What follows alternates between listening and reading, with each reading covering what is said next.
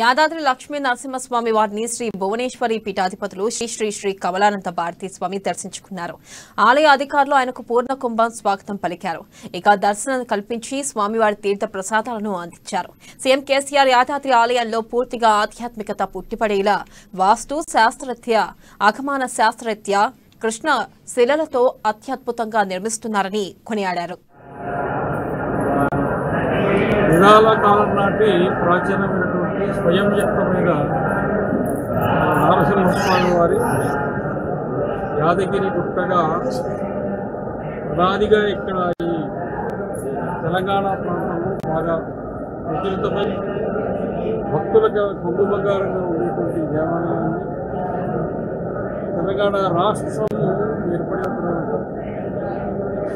భారతదేశంలోనే మొట్టమొదటిసారిగా ఒక రాష్ట్ర ప్రభుత్వము తన బడ్జెట్లో ఒక దేవాలయానికి ఒక 500 కోట్ల రూపాయలు కేటాయించి ఆ దేవాలయాన్ని ఈ రకంగా అత్యంత వైభవంగా నిర్మాణం చేశారు.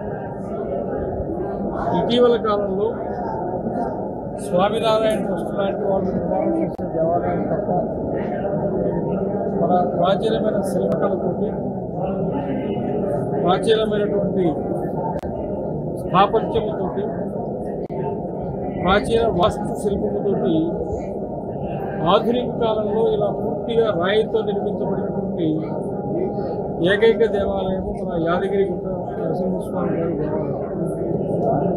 ఈ దేవాలయం